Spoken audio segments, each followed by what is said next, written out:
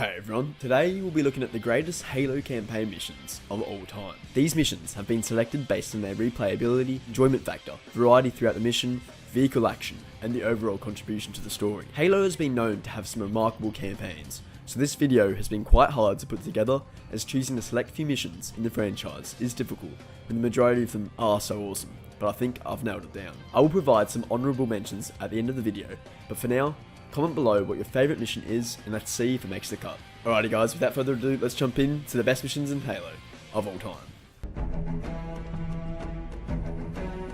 Silent Cartographer is the fourth mission from Halo Combat Evolved, and is one of the more memorable missions, due to its large scale, beachfront battles and close quarter sections, evading invisible elites and numerous hunters. The mission itself sees the Master Chief leading an assault on an island that contains the map room for the Halo installation, ultimately helping them to locate and control them. I always have a blast playing this mission, most likely due to the awesome Warthog section, where you can rampage across the surface of the island, destroying anything and anyone in your path. There's plenty of glitches and fun things you can do in this mission, like jumping on top of trees, squishing Warthogs in places they shouldn't be, and even driving your Warthog out into the ocean without actually getting destroyed. Nothing brings back nostalgia like driving your Warthog out into the ocean, let me tell you that. All these things put together with the beachfront combat and Warthog action make for a pretty kick-ass time, and for sure makes the list. Pillar of Autumn from Halo Reach is a fan favourite for many, and for good reason. It starts with an epic cutscene featuring Carter, Emil, and Six getting hunted down by enemy banshees. Unfortunately, Carter takes a substantial amount of damage and orders Nobles 4 and 6 to jump ship and deliver the package. The goal of the mission is to get the package held by Noble 6 to the Pillar of Autumn. As many of you would know, this mission, whilst being action-packed, sees the death of two members of Noble Team, being Carter and Emil.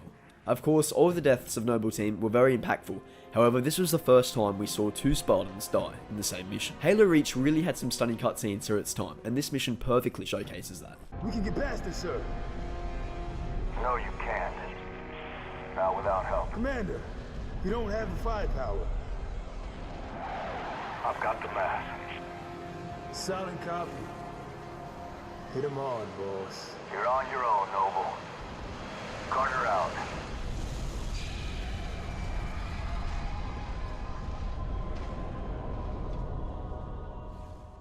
Whilst on the ground with Emil, you'll encounter many different enemies ranging in difficulty, especially near the end, where you come across hunters, elite zealots, and field marshals, and even brute chieftains. Once you reach and clear the landing zone at the shipyard near the Pillar of Autumn, Captain Keyes will retrieve the package. However, two elite zealots will drop from a phantom and kill Emil, but not before he takes them with him.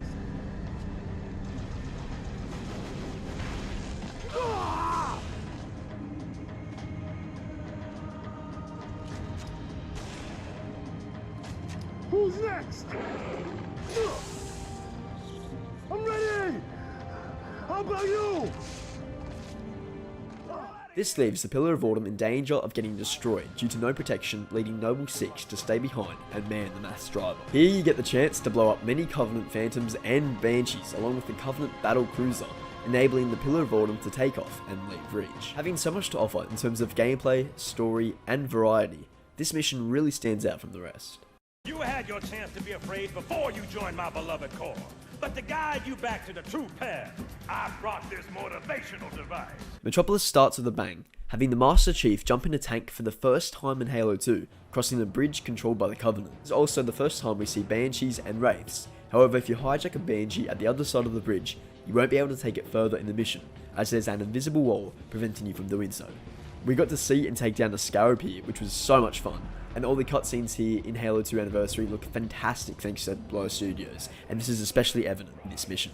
I will say that on Legendary, boarding the Scarab and taking it down is pretty difficult due to the elite zealots in the bottom, but thankfully there's plenty of power weapons nearby, so make sure you stock up on those rockets and go in guns blazing. Now this mission is famous for housing the Scarab gun, which is the most powerful weapon of the entire Halo series, and seriously, this thing is so much fun to use. Although even on easy difficulty, it takes great skill not to kill yourself, due to its immense splash damage. Metropolis really showcases how exciting Halo can be, from blowing things up in a tank, to boarding the Scarab, and even having some awesome dialogue from Sergeant Johnson to get you in the mood. This mission has it all.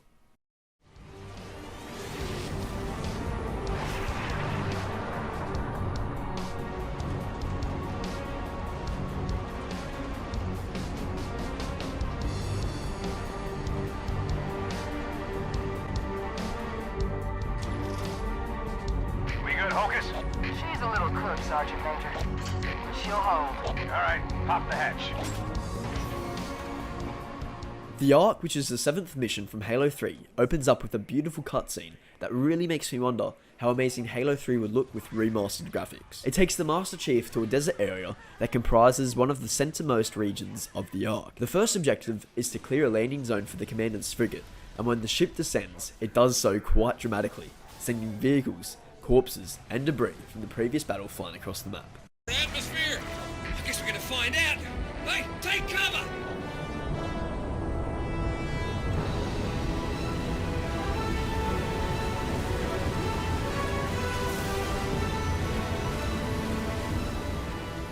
This is where we then grab a tank or a Warthog, making our way to a structure controlled by the brutes, whilst at the same time learning that the tank truly does beat everything. Tank beats Ghost. Tank beats Hunter. Tank beats everything. After this, we engage with the Scarab, with the Master Chief taking it out easily, or slowly, depends how good you are. From here, both the Chief and the Arbiter reach the Cartographer, which is what reveals Truth's location, leading us into the next mission. Just like the other great missions, the Ark throws everything at you, with some amazing vehicle combat featuring many of Halo 3's vehicles being obtainable to drive. This, alongside some visually stunning cutscenes and gameplay environments, makes the Ark an overall great mission to play, easily making it one of the best in the series.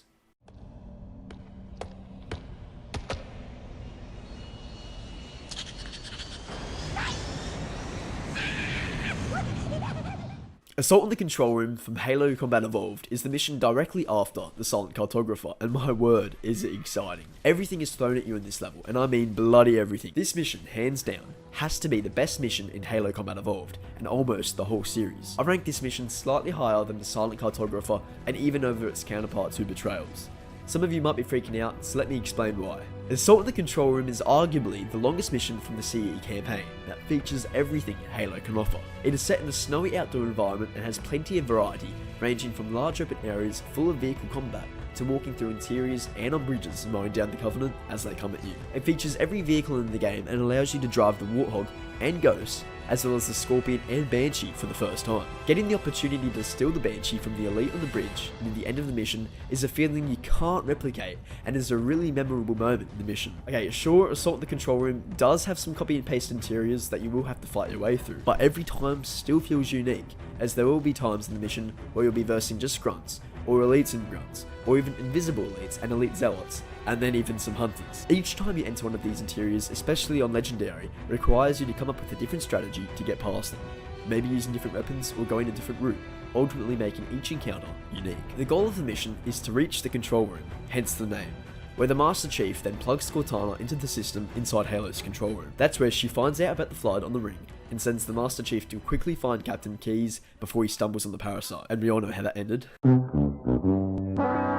Again, Assault on the Control Room is so much fun, and truly showcases everything Halo has to offer, making it one of the best missions in the franchise. We are aboard. Humans and elites. Will you not come with us, brother? No. This is our fight. And I will see it finished.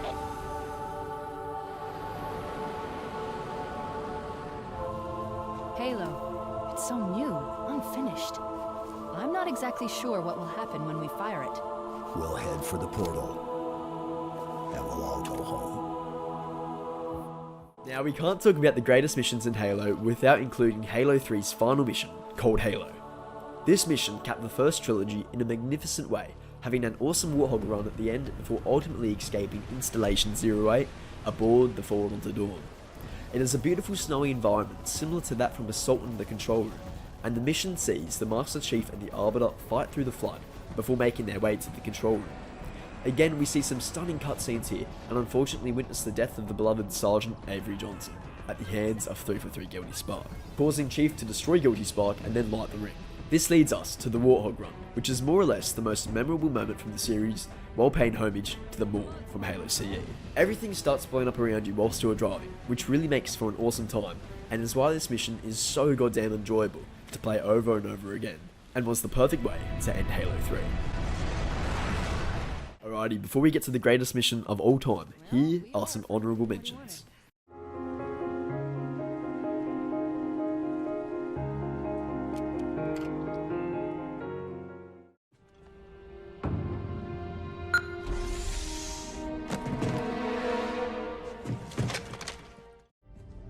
final step is reserved for you, Reclaimer. Well, I got good news and bad news.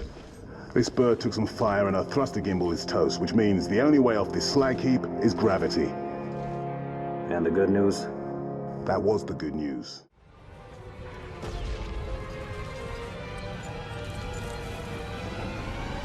Here we go.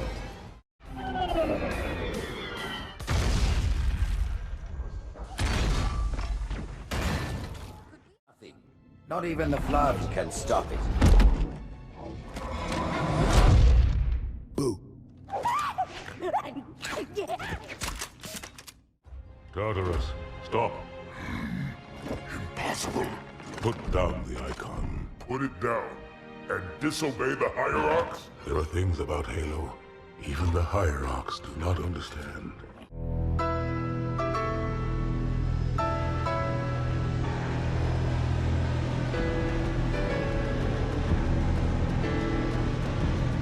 I'm sure you would have guessed it, but the Covenant from Halo 3 has to be the greatest mission of all time. It is the largest mission in Halo 3 with heaps of action, and truly captures everything Halo has to offer, ranging from plenty of vehicular combat to some great indoor skirmishes against both high-ranking brutes and the Flood. It's the Covenant's last stand and sees the assassination of the Prophet of Truth by the hands of the Arbiter, officially ending the Human Covenant War. This mission has some pretty awesome moments, like the opening cutscene with the Pelicans and Elite Phantoms, getting to pilot a Hornet for the first time in the series, having vehicular action in both a luscious green environment and snowy setting before taking down 2 Scarabs. We then join forces with the Flood for a brief moment to stop Truth, and then as the result of his death, return to being enemies. Whilst being an action-packed level, we unfortunately do see the death of Commander Keyes, who dies at the hands of Truth. The Covenant is in fact the last level in which you fight the Covenant, leaving the Flood to remain as the enemy in the final 2 missions. The Covenant really is the best mission in Halo, and whilst there are plenty of great levels across many of the Halo games, this one is the pinnacle of Halo, and the definitive Halo experience. Alrighty guys, that's going to wrap it up for today. I hope you agree with my list, and please let me know what your all-time favourite Halo mission is, and why. This list was created using my own opinion, and the opinions from long-time Halo fans. Fingers crossed that Halo Infinite incorporates things from each of these missions, as only then will Halo and its story return to its former glory. As always, thanks so much for watching, and if you enjoyed this, please like the video and subscribe if you want to support me that bit extra. Until next time guys.